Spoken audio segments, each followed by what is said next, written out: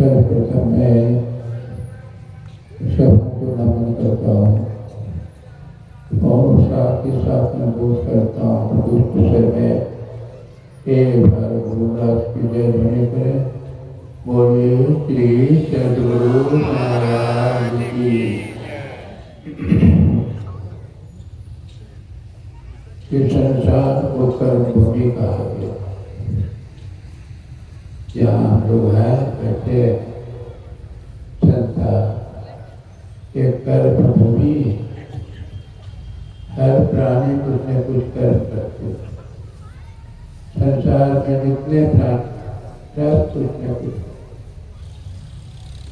वैसे तो लोग कहते हैं अजगर करे न चाकरी, पक्षी करे न दास मन का कर गए सबके दाता।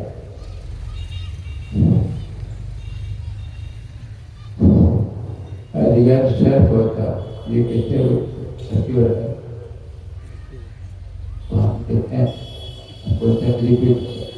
वहाँ बोले छे। हाँ,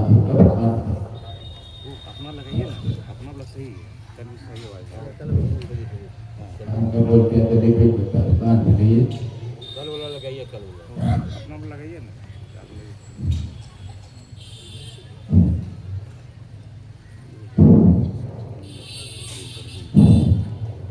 ये कर्म भूमि है, जितने प्राणी हैं सभी कुछ न कुछ कर्म करते। अजगर सर्प के संबंध में कहते हैं कि कोई काम नहीं करता, कोई काम नहीं करता। जंगल में अजगर सर्प रहते हैं, जिसके ऊपर उसकी दृष्टि पड़ती है, श्वास के माध्यम निकल जाती। ये भी उसका कर्म है। चिड़िया एक जगह से दूसरे जगह जाती, किस लिए? आहार के लिए, भोजन के लिए, उसका कर्म। बिना कर्म किए हुए कोई प्राणी नहीं रह सकता। और कर्म दो तरह का होता है, शुभ कर्म अथवा अशुभ कर्म, पुण्य कर्म अथवा पाप कर्म। दोनों का परिणाम फल अलग अलग होता है। अच्छे कर्मों का नतीजा अच्छा, बुरे कर्मों का नतीजा बुरा। दोनों का फल अलग अलग होता है। कुछ लोग इस बात को मानते नहीं हैं, जो अधूरा ज्ञान रखने वाले कहते हैं कि हम इस बात को नहीं। अरे आँख खोल करके देखिए, यहाँ जितने लोग बैठे हैं सबकी परिस्थिति एक तरह है। कोई सब एक तरह देखने में लगते हैं, कोई धनी है, कोई गरीब है, कोई सुंदर है, कोई कुरूप है, कोई दुल्हा है, कोई लंगड़ा है। 5 भाई है, 5 में एक डॉक्टर है, एक इंजीनियर है, एक रिक्शा चला। ये देखिए तो इससे क्या जायज होता है? कर्मानुसार जैसा कर्म करोगे वैसा फल देगा। भगवान को समत्व दृष्टि रखने वाले सब पर समान दृष्टि, सब पर उनकी दृष्टि समान है, क्योंकि सभी उनके बच्चे ही है। प्राणेश्वर सजीव अविनाशी चेतन अमर चरत विलासी। सभी हम सब उनके बच्चे हैं, उनकी दृष्टि समान सब पर बराबर। लेकिन विषमता कैसे है? दृष्टि तो समान है, लेकिन कर्म जैसा करेंगे बहुत समान है। सब पर समान दृष्टि रहते हुए भगवान ने कहा कि कर्म करने के लिए अधिकार है, स्वतंत्र है, लेकिन फल प्राप्त करने के लिए आप स्वतंत्र नहीं है। और करे बुराई सुख है, ऐसा होता है? कभी नहीं होता। हाँ, लेकिन कर्म जो है ना, कोई कर्म का तुरंत फल मिलता है, कोई कर्म का कुछ दिन के बाद मिलता है, कोई कर्म कुछ दिन के और बाद मिलता है। आप देखिए, जैसे किसी ने किसी को मारा लाठी, किसी ने तलवार चला दिया, गर्दन काट दिया, दोनों का फल एक होगा।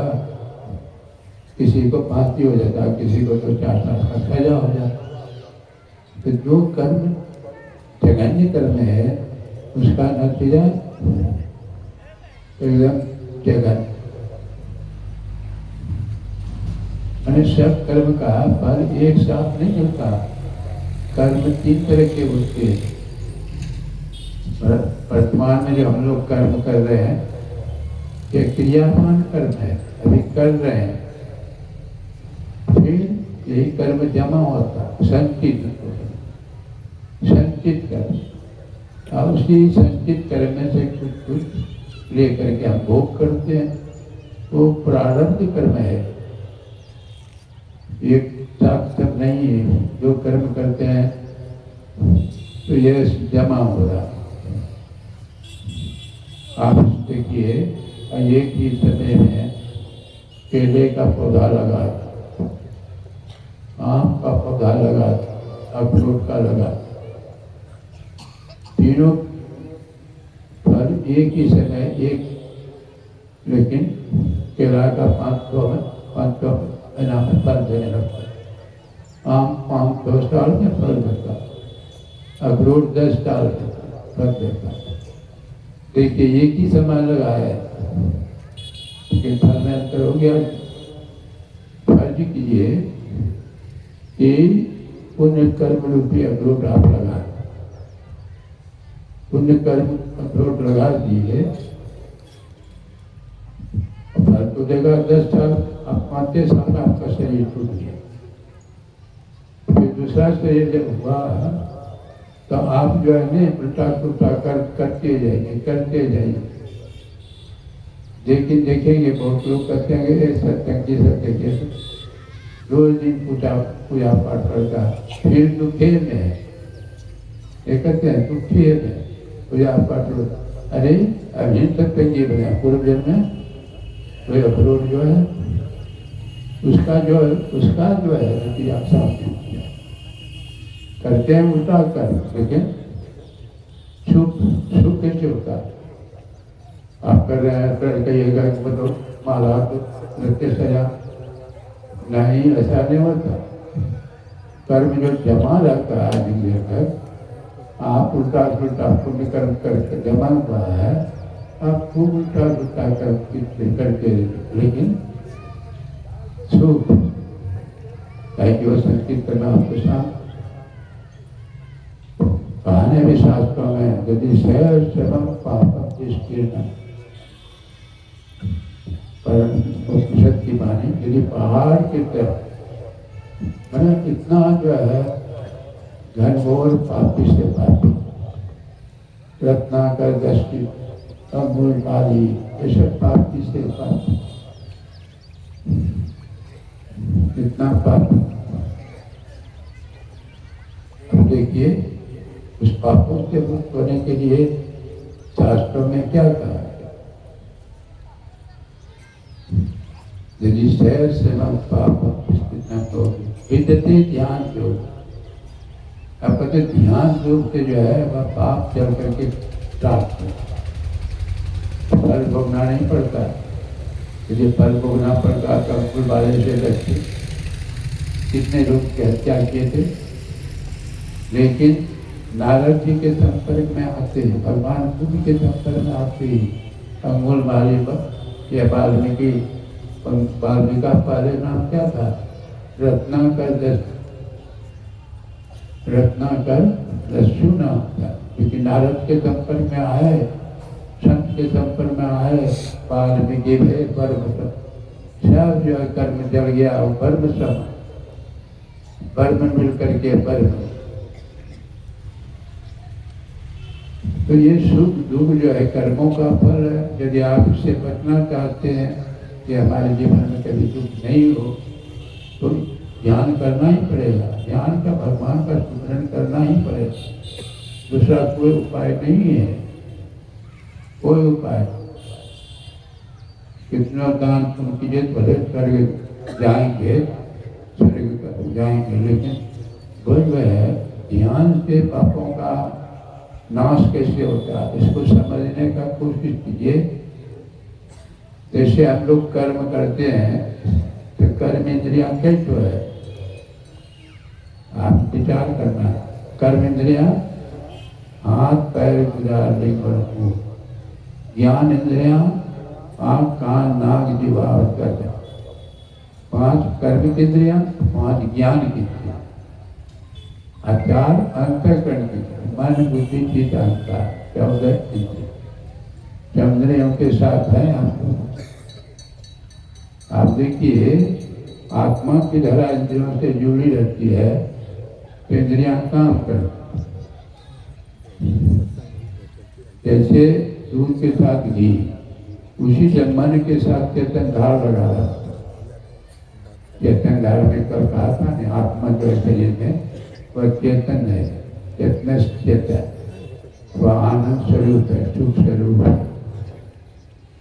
उसकी तरह आंख में रहती है, लगी तो आंख देखती है, कान में तो कान सुनता, नाक में आप जैसे हम आप सो जाते, धारा सारी इंद्रियों से हट जाती, वो इंद्रियां काम करती है उससे, आँख कान नाक, वो इंद्रियां काम नहीं करती। विचित्र चैन है, वो तो स्वाभाविक है, स्वाभाविक है। जैसे अभी थर्मल पावर यहाँ 1 लाख टावर 1 लाख वोल्ट पर हो जाती है धारा, और डायरेक्ट हम आपके घर में नहीं आती, पहले ट्रांसफार्मर में कंट्रोल होती, तब घर घर में जाती। उसी से परमात्मा रूपी पावर आपके जो धारा आई शरीर में है, परमात्मा रूपी पावर हाउस से आई, आंख से ऊपर ब्रह्मांड है, आंख से नीचे पिंड है, और उसी दोनों के बीच में एक रास्ता छिद्र है, 10वां दरवाजा जिसे कहते हैं, उसी रास्ते से धारा नीचे उतरती, आंख में, कान में, नाक में। अब धारा जैसे जैसे नीचे उतरती जाती है, ज्ञान कम होते जाता है। जैसे आप देखिए, सबसे ऊपर आंख है, आंख से तो धारा आंख में आए, फिर नीचे उतर गए कान में, फिर नाक में, फिर मुँह से, सारे उसी तरह आपके घर में देखिए, फ्रिज है, टीवी, हीटर, मोटर, सब चीज़ है, बिजली टेक्टेड है, जो जैसा तंत्र है वैसा काम करता है।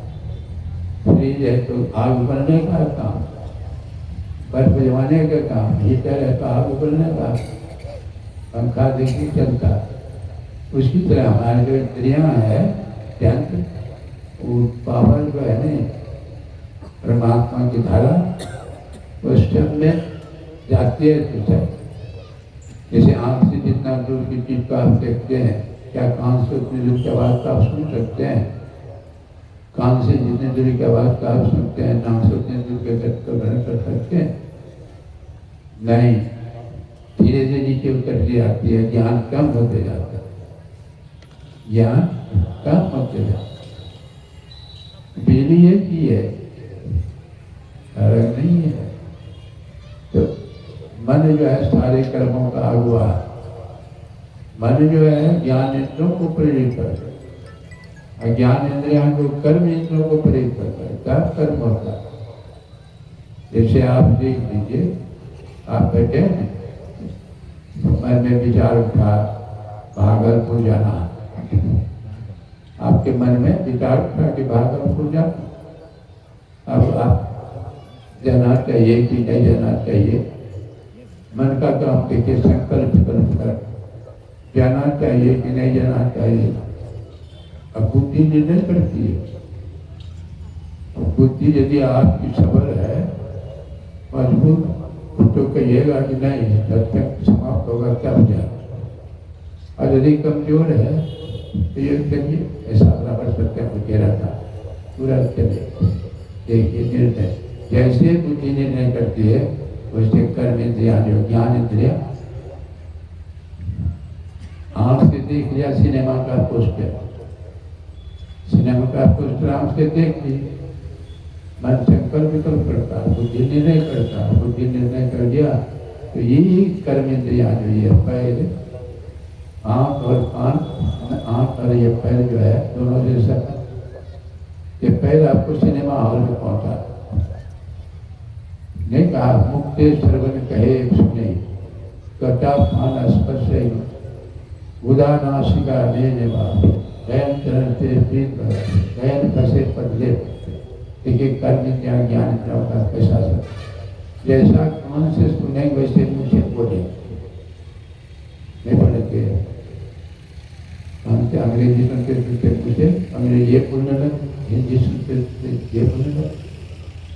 तो ज्ञान इंद्रिया और कर्म इंद्रिया, देखिए कितना है। नाक से जो है जैसा रहता है, नासिका और बुधा दोनों का सब, बुधा कर्म इंद्रिया है, नासिका ज्ञान इंद्रिया। जीवगा जैसा दस्त, आप देखिए बुधा नासिका, मतलब 5 ज्ञान इंद्रिया 5 कर्म से संयुक्त है। नयन चरण से प्रीत लगा, नयन फसे बदलो। देखिए, तो यदि आप चाहते हैं इन सारे कर्म इंद्रियों से, मैंने जितना आंख से नीचे ही कर्म मंडल है, जितने इंद्रियां का आंख से नीचे ही, ऊपर में है, आंख से ऊपर में है, सारी इंद्रियां आंख से नीचे, और सारी धरा को समेट करके यदि हम आंख से ऊपर कर देता तो इंद्रियां काम करेगी, वो इंद्रियां काम नहीं करेगी। अरे आप देखते हैं सोने के समय सोते हैं गाड़ी में, मैं सो जाता हूँ, कोई इंद्रिया काम करती, सारी चेतना सिमट करती, हृदय में करती, एक ही काम श्वास प्रश्वास की क्रिया जारी है, लेकिन और कोई इंद्रिया काम नहीं करती, कोई इंद्रिया काम नहीं करती।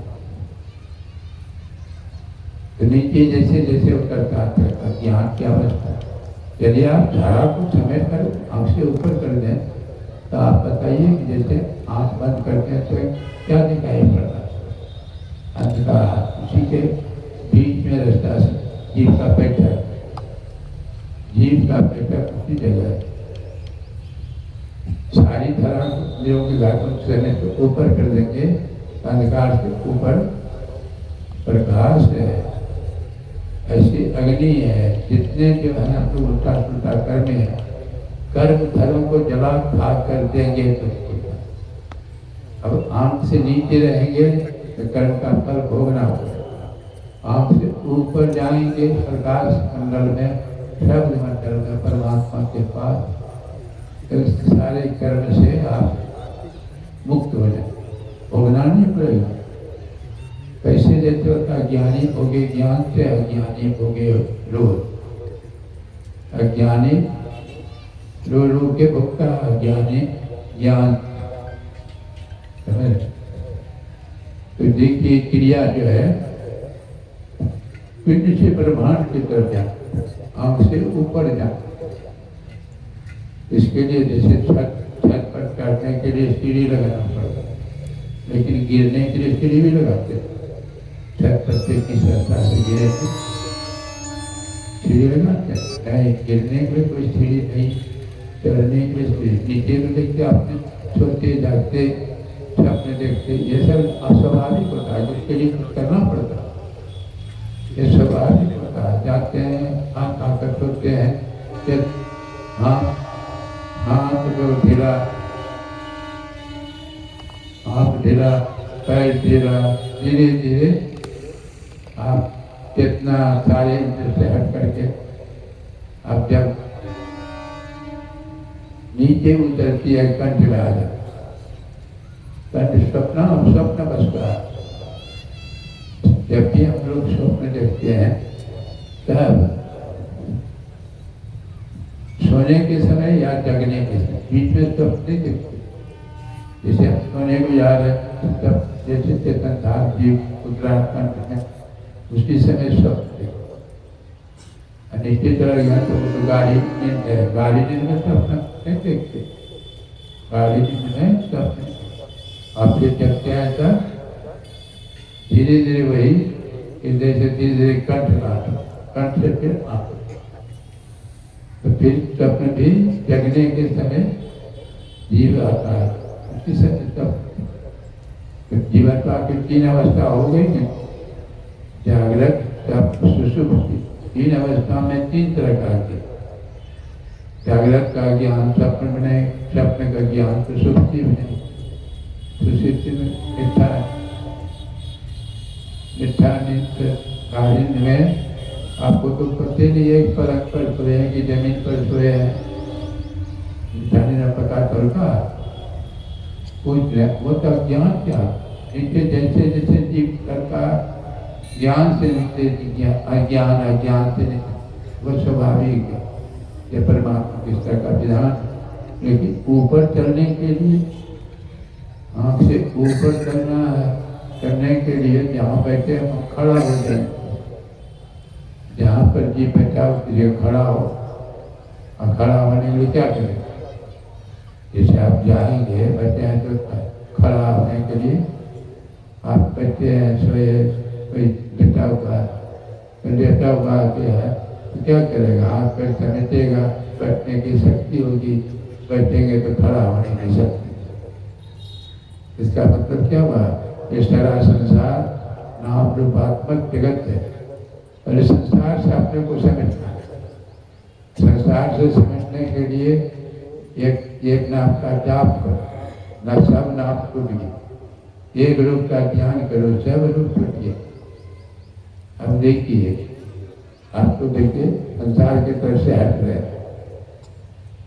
सब रूप मैं इसलिए जाप, एक नाम एक रूप का जाप है। और उसके बाद खड़ा होने के लिए बिंदु ध्यान के लिए मन को स्थिर करें। मन स्थिर करेंगे, मन के साथ चेतना उसी तरह है जैसे दूध के साथ घी रहता है। दूध के साथ घी, जिधर दूध जाएगा घी उतरेगा। और मन भी मन के साथ चेतन, दृष्टि और मन, तो दृष्टि जिधर जाएगी मन उधर जाएगा, मन जाएगा तो चेतन उतरेगा। अब देखिए ये अच्छी नहीं है, समझने का कोशिश कीजिएगा। आँख जो जिधर जाके मन कर जाता है, आँख चंचल तो आँख से अस्थिर हो गया, मन भी अस्थिर हो जाता। आँख चंचल तो मन भी चंचल, तो आपको अस्थिर करना है। आस्थिर दृष्टि को एक टक देखिए, दृष्टि को टिकाइए एक करके। गुरु महाराज ने इसे देखने के लिए क्या कैसा तरीका बता दिया? 2 नयन बीचों बीच एक टक देखते रहो, आप भी वो बिंदु जल के पट गिरा। देखिए जो विचारी हम समझ गए होंगे, 2 नयन बीचों, 2 नयना बेसन मुझे एक बिंदु मेरे दृष्टि दो, उसी को भगवान कृष्ण ने नटाकर ज्ञान कर दिया। उसी को भगवान राम ने नवदावती के उपदेश में शक्ति भक्ति क्या है? एक बिंदु ज्ञान, चेतना को समेट छठ दम शील विरति बहुकर निरंतर सज्जन धर्म, सारी चेतना को समेटे, इंद्रियों का दमन कीजिए, इंद्रियों को विषयों को तरफ जाने से रोकिए। तो रुकेगा कैसे? दृष्टि योग की क्रिया। कबीर साहब ने उसी को शून्य ध्यान कहा।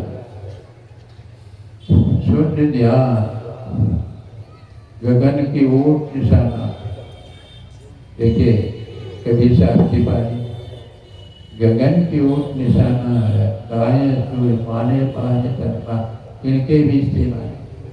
तन का कमाम तुरंत का देता, शब्द बांध देता, मारियो मान सिद्धार्थ नहीं कर, सतगुरु का प्रमाना है। मारियो मान भाव नहीं चले, जिन लगा तिन जाना है, कहे कबीर सुरवाए जातो, जिन जाना तिन माना। ये देखिए क्रियास पर बैठने का तरीका, गगन का आकाश केवल निशानी दृष्टि, आकाश गए है सुनने के बाद ये जो अंधकार एक आकाश प्रकाश दूसरा शब्द तीसरा, ये तीन तरह का है। एक आकाश से दूसरे आकाश में जाएंगे, दूसरे से तीसरे आकाश। बिंदु ध्यान दृष्टि योग की क्रिया ठीक ठीक समझना है। जैसे हम कहते हैं कि ये बाँव से इसी पर दृष्टि पड़ती कीजिए, तो दोनों धारा बाँस के ऊपर। ऐसा नहीं होता कि एक धारा इधर जाएगी और एक धारा इधर, पहुँचते पर तो बाँस मोटा है तो दोनों धारा जो है उसी उतने मोटे पर जाकर। यदि हम कहेंगे कि सुई का नोक ऐसा देखिए तो सुई के नोक कितना भारी होता है, दोनों धारा जैसे ऐसे सटेगी, जैसे सटेगी अंधकार कटेगा। जैसे देखिए बल्ब जलता है, बल्ब दो तार, एक निगेटिव एक पॉजिटिव, दोनों जब छटती है तो बल्ब फट से जाता है। उसी तरह हमारी दोनों धारा जो है, एक निगेटिव एक पॉजिटिव, इसी ओर तक गंगा जमुना तीर्थों ने बहुत नाम किया। दृष्टि को समेट कर दोनों धारा जैसे छटेगी तुरंत बिंदु का उदय होगा।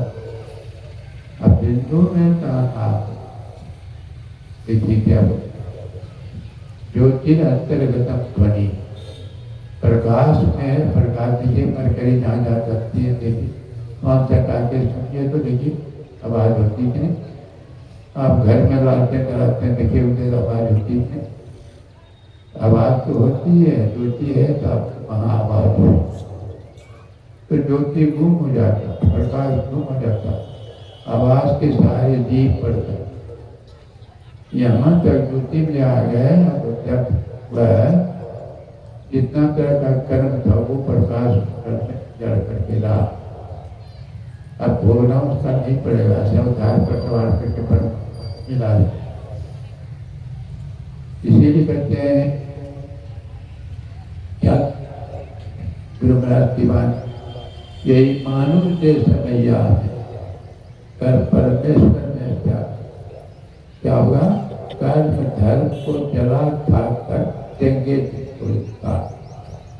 अब भगवान कृष्ण गीता में क्या था, सर्व धर्मान परित्यज्य माम एकम शरणं अहम नाश हो जाए। हे अर्जुन, उन सारे धर्म को तोड़ करके मेरे शरण में आ जाओ, मैं तुमको सारे पापों से मुक्त करके पवित्र कर दूंगा। देखिए साधारणतः तो लोग समझेंगे कि ये कौन बात है, कहते हैं लोग धर्म करो धर्म करो, ये कहते हैं भगवान की सब धर्मों को छोड़ो। भगवान कह रहे हैं सब धर्मों को छोड़ो। आपको लगेगा उनकी बात, हम लोग कहते धर्म करो धर्म, अरे धर्म का यहाँ अर्थ क्या है, नाम का धर्म क्या है, देखना, मान का सुनना, नाम का गंध कर, दीपा का रस, सब कैसे टूटेगा।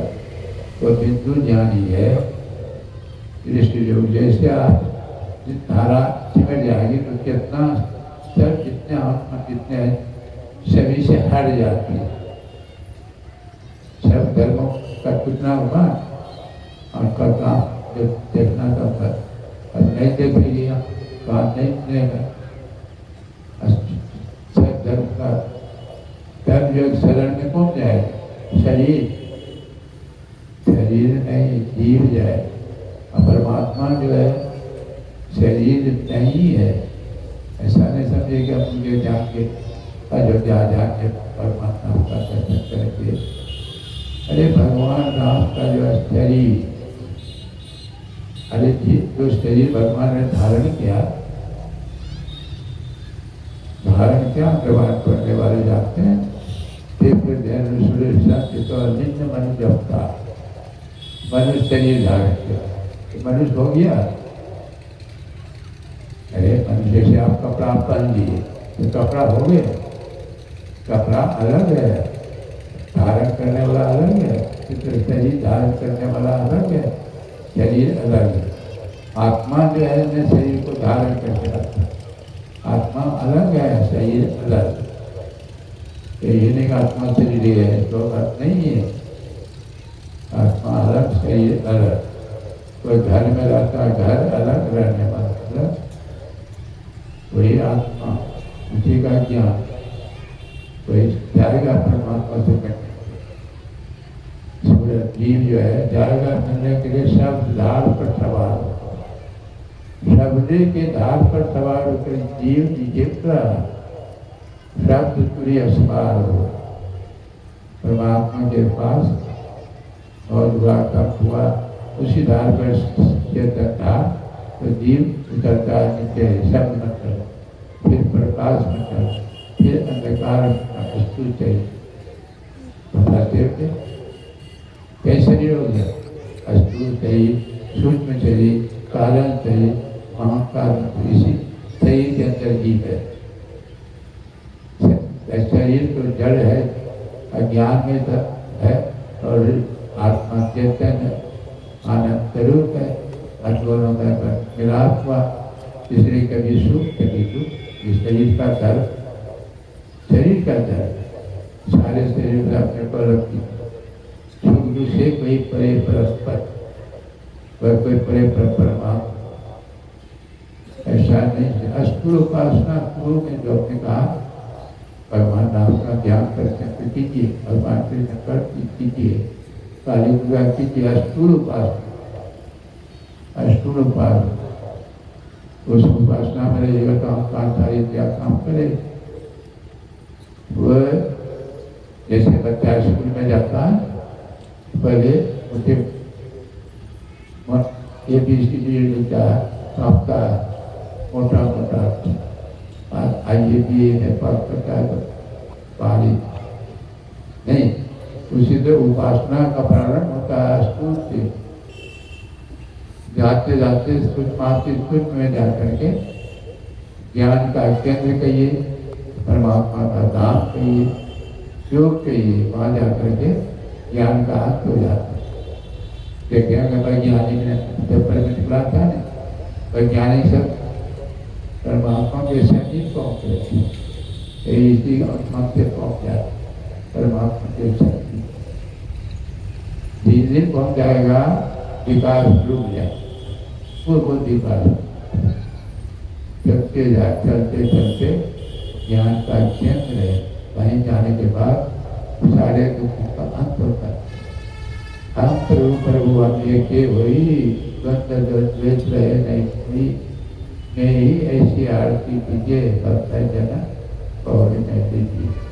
अब आरती होगी, बोलिए श्री सद्गुरु महाराज की जय, श्री सद्गुरु महाराज की जय। एक आवश्यक सूचना सुने, भागलपुर जिला सत्संग समिति की बैठक अभी आरती के बाद इसी मंच पर होंगे। जो अगला अधिवेशन लेना चाहते हैं भागलपुर जिला का, वह आवेदन पत्र और अपने कुछ साथियों के साथ बैठक में आए, भाग लें। और दूसरी सूचना है कि जो दीक्षा लेना चाहते हैं वह बाबा के आवास पर जाएंगे, आरती के बाद वहाँ नाम लिखाएंगे और थाली में प्रसाद फूलमाला लेकर के जाएंगे। श्री सद्गुरु महाराज की जय।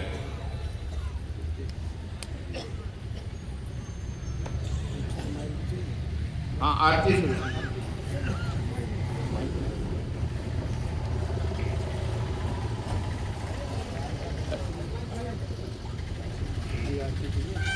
क्या करते आरती, क्रियन करियन शुरू। है का नाही? हाँ शुरू करूँगी